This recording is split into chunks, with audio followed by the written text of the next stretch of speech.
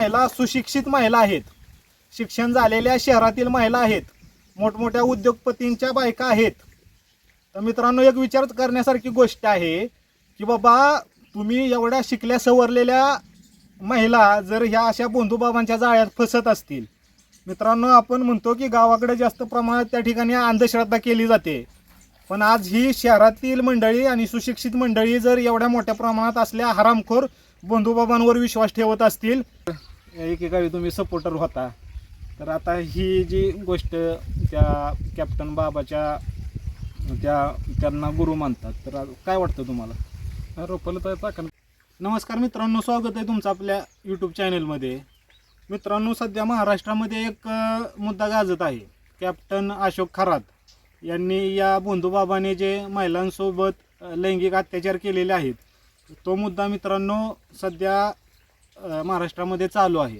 तर मित्रांनो, हा अशोक खरात नावाचा हा बंधुबाबा, याच्या माध्यमातून मित्रांनो आज आपण महाराष्ट्रामध्ये पाहिलं तर मित्रांनो जागोजागी असे बंधुबाबा असतात. प्रत्येक गावात असेल, शहरात असेल. आता आपण गावात मित्रांनो म्हणू शकतो की बाबा गावात एखादा बंधुबाबा आहे, गावातील लोक कमी प्रमाणात शिकलेले असतात, ते अशा बंधुबाबांवर विश्वास ठेवू शकतात. पण आता हा अशोक खरात नावाचा माणूस हा नाशिकमधला आहे आणि त्याच्याकडे जे येणारे त्याचे भक्त आहेत ते मित्रांनो शिकलेले आहेत. तर मित्रांनो, आता हे खरे गावातील लोक चांगली, कारण एखादा जरी माणूस आला असा बंधुबाबा तर त्याच्यावर एवढा विश्वास ठेवत नाहीत. पण आता ही शिकलेली माणसंच एवढ्या मोठ्या प्रमाणात अशा बंधुबाबांच्या जाळ्यात का फसत आहेत? तर मित्रांनो, तेच या व्हिडिओच्या माध्यमातून आपण जाणून घेणार आहोत की बाबा हा नेमका अशोक खरात कोण आहे आणि असे जे बंधुबाबा प्रत्येक ठिकाणी असतात त्यांच्यावर लोकांनी विश्वास ठेवावा का? तर मित्रांनो, हेच आपण या व्हिडिओच्या माध्यमातून आज आपण जाणून घेणार आहोत. तत्पूर्वी मित्रांनो, चॅनेलवर तुम्ही नवीन असाल तर आपल्या चॅनेलला सबस्क्राईब करा, व्हिडिओ आवडल्यास लाईक, शेअर आणि कमेंट करा. तर मित्रांनो, हा अशोक खरात नामक बंधुबाबा हा नाशिक जिल्ह्यातील रहिवासी आहे.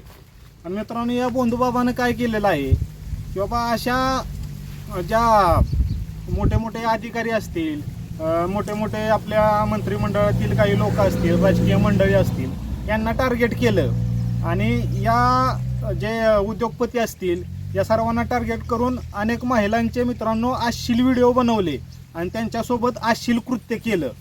आता अश्लील कृत्य काय केलं मित्रांनो, तर त्या महिलांना तो सांगायचा की बाबा तुम्ही माझ्याबरोबर ही गोष्ट करावी लागेल, नाहीतर तुमच्या पती मरून जाईल किंवा तुमच्या पतीचा त्या ठिकाणी मृत्यू होईल असं सांगायचा. तसेच मला वाटतं काहीतरी ते जेल असतं आणि वायग्रा गोळ्या ही त्याच्या त्या जे ऑफिस आहे त्याच्यामध्ये मित्रांनो सापडलेले आहेत.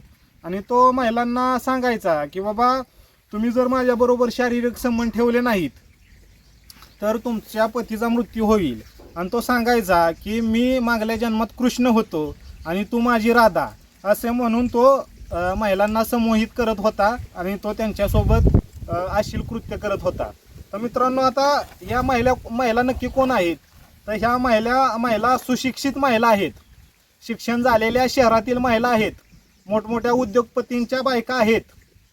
तर मित्रांनो, एक विचार करण्यासारखी गोष्ट आहे की बाबा तुम्ही एवढ्या शिकल्या सवरलेल्या महिला जर ह्या अशा बंधुबाबांच्या जाळ्यात फसत असतील. मित्रांनो, आपण म्हणतो की गावाकडे जास्त प्रमाणात त्या ठिकाणी अंधश्रद्धा केली जाते, पण आज ही शहरातील मंडळी आणि सुशिक्षित मंडळी जर एवढ्या मोठ्या प्रमाणात असल्या हरामखोर बंधुबाबांवर विश्वास ठेवत असतील तर मित्रांनो आपला देश कुठं चालला आहे? आणि मित्रांनो, दुसरी एक सर्वात महत्त्वाची गोष्ट आहे की ह्या बंधुबाबाचे असं एवढ्या लोकांपर्यंत संबंध आहेत, मंत्रिमंडळातील असतील, काही राजकीय मंडळी असतील. आणि मित्रांनो, त्याच्यामध्ये एक महत्त्वाचं नाव आलेलं आहे त्या फाईलमध्ये. त्या व्यक्तीनं बंधुबाबानं काय केलेलं आहे मित्रांनो, अशा अनेक महिलांचे व्हिडिओज बनवलेले आहेत. आता सध्या पोलिसांच्या हातात 100 व्हिडिओ आलेले आहेत, पण त्याच्यापेक्षा जास्त व्हिडिओ मित्रांनो त्या ठिकाणी असू शकतात. आणि मित्रांनो, एक महत्त्वाची गोष्ट, या महिलांवर अत्याचार झालेला आहे. एका महिलेने त्यांच्या विरुद्ध गुन्हा दाखल करून हे संपूर्ण प्रकरण त्या ठिकाणी बाहेर काढलेलं आहे. तर मित्रांनो, एक सर्वात महत्त्वाची व्यक्ती या सर्व केसमध्ये आहे, ती व्यक्ती म्हणजे महिला आयोगाच्या अध्यक्षा. आता मित्रांनो, एकीकडे महिला आयोगाच्या अध्यक्षांचं त्या ठिकाणी काम काय असतं की बाबा एखाद्या महिलेवर अत्याचार झाला तर त्या महिलेला पूर्णपणे न्याय मिळवून देण्याचं काम कुणाचं असतं? महिला अध्यक्षांचं. महिला आयोगाच्या अध्यक्ष रुपालीताई चाकणकर ह्याच मित्रांनो या बोंधूबाबाला त्यांचा गुरु मानतात.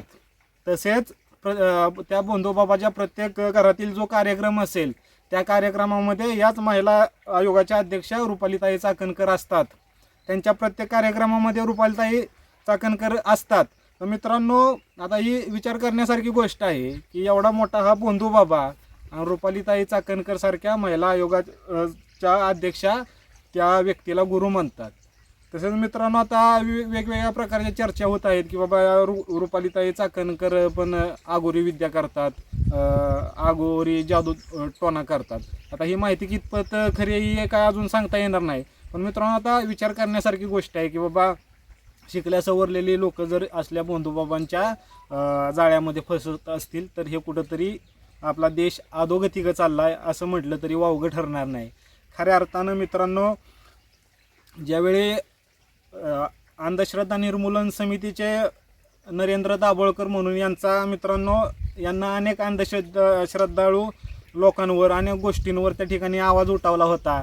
पण अशाच काही हरामखोर अवलादींनी जे शिकले सवरलेले होते त्यांनी त्या नरेंद्र दाभोळकरांचा पुण्याच्या येथे निर्गुणपणे खून केला मित्रांनो.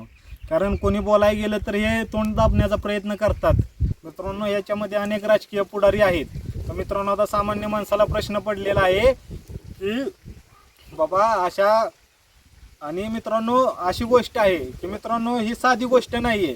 कारण आपल्या महिलांचे मित्रांनो, ती आपली एखाद्या कुणाची आई असेल, कुणाची बहीण असेल तर मित्रांनो तिची अशी मोठ्या प्रमाणामध्ये आबरूचं धिंडवडं काढण्याचं काम त्या बाबाने केलेलं आहे. बाबा ते कृत्य केले पुन्हा व्हिडिओ बनवून ठेवले.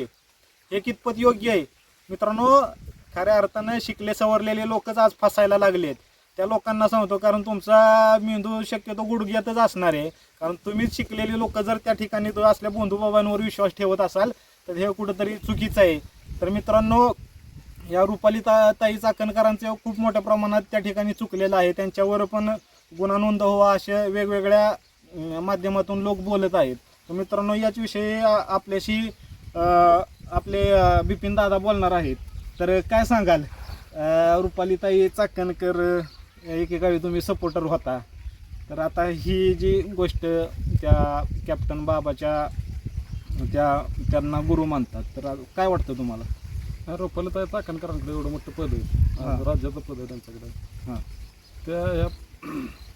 त्यांनी ह्याच्याविषयी आवाज उठवण्याच्या ऐवजी ही जी हा प्रकार सगळा उघडकीस आला तो गुरु मानतात, नंतर सोशल मीडियावर व्हायरल झाल्यानंतर राजीनामा देतात, असले कृत्य करतात. म्हणजे रुपालीताई चाकणकरांचं चाललंय काय नक्की? त्याच्या आधी रुपालीताई चाकणकरांनी महिला वेगवेगळे काम केले, खरोखर काम बघण्यासारखे त्यांचे.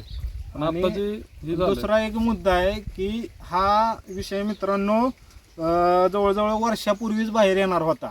एक खेमनार म्हणून पत्रकार आहेत, तर त्यांनी हा जो बोंधूबाबा आहे त्याचं ते सर्व पुरावे काढले होते. पण महिला आयोगाच्या अध्यक्षांना काय केलं की ही त्यांना माहिती समजतात त्याच्यावर दाबून ठेवण्याचा प्रयत्न केला. त्या खेमनार नामक वार्ताहराला धमकी दिली. तसेच लिगल नोटीस काढली की तुम्ही जर ह्या गोष्टी बाहेर काढचाल तर तुमच्यावर आम्ही कायदेशीर कारवाई करू. तर आता ही किती योग्य आहे?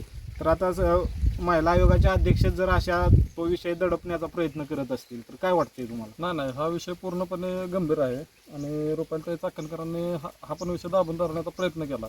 ही अक्षरशः लाज वाटण्यासारखी गोष्ट आहे. बरोबर की आज आपण एक महिलांसाठी लढतोय. आज त्यांचं स्टेटमेंट काय येते की तो माझा गुरुभाव आहे, मी त्यांच्या प्रत्येक कार्यक्रमाला असते, आणि हे सगळं स्कॅम उघडकीस आल्यानंतर रुपालीताई चाकणकर आपल्या पदाचा राजीनामा देतात. म्हणजे हे कितपत योग्य आहे? ह्या सगळ्या गोष्टी दाखवण्यासाठी राजीनामा दिलेला आहे. राजीनामा देताना पण त्यांची पोच कशी होती, अगदी हिरोईन सारखी. अशी तुम्ही राजीनामा देताय आणि हिरोईन सारखी जर पोच देत असाल राजीनामा देताना हसत, तुम्हाला कुठल्याही प्रकारचं गांभीर्य रुपालीताई चेहऱ्यावर दिसलं नाही किंवा दिसलं नाही. अक्षरशः लाज वाटण्यासारखी गोष्ट. मग एकेकाळी हेच रुपालीताई चाकणकरांचे सपोर्टर होते, तेच आज मित्रांनो रुपालीताई चाकणकरांच्या विरुद्ध बोलत आहेत. खऱ्या अर्थानं आपल्यासारख्या सामान्य माणसांना असे अनेक प्रश्न पडलेले आहेत. बाबा राजकारणात अनेक गोष्टी होत असतात, पण असलं घाणेरडं राजकारण, तसेच वेगवेगळे ते आता कोण म्हणत आहे हे ह्या बोटाला कापून काहीतरी आगोरी विद्या केलेली आहे. तर अशा गोष्टी मित्रांनो कधी होत असतात का हो? हां, आता मी गावाकडचा आहे, मी देवाला म्हणतो, पण अंधश्रद्धेला अजिबात मानत नाही. तुम्हाला देवाला मानायचं आहे, माणसात जे हुडकायला शिका. कारण खऱ्या अर्थानं तुम्ही जर म्हणताल एखादं बंधू बाबा फकीर साधू कोण सांगतोय की तुम्हाला असं करेल, अहो आमच्या गावाकडं पण येतात आणि म्हणतात एखादी महिला असेल घरात तर महिलेला म्हणतात, बाई तू लय कष्ट केलं, असं केलं तसं केलं, तुझं असं होईल, दे 50 रुपये. अरे काय आहे हे? अहो पैसे आपण देऊ शकतो, पण असे वेगवेगळ्या प्रकारच्या अंधश्रद्धा गावाकडे, अनेक प्रकारच्या गावाकडे पण असतात अंधश्रद्धा. तर मी गावाकडचं आहे मित्रांनो, मी देवाला म्हणतो. मी थोडा आस्तिक पण आहे आणि थोडा नास्तिक पण आहे. देवाचं अस्तित्व मानतो, पण देवाच्या नावाखाली ज्या काही अंधश्रद्धा केल्या जातात मित्रांनो, त्या गोष्टीला आपण खतपाणी घातलं गेलं नाही पाहिजे. कारण जो हा आता कॅप्टन अशोक खरात नामक फक्त एक मित्रांनो आत्ताशी एक बाहेर आलेला आहे. असे अनेक लोक आहेत वेगवेगळ्या माध्यमातून लोकांना फसवत आहेत, देवाचं नाव घेऊन, अशा वेगवेगळ्या अंधश्रद्धा पसरवून, अशा अनेक प्रकारचे वेगवेगळे ते काम करत आहेत. असे अनेक लोक बाहेर येणार आहेत. तर मित्रांनो तुम्हाला काळजी घ्यायची की अशा बंधुबाबांवर अजिबात विश्वास ठेवायचा नाही. धन्यवाद.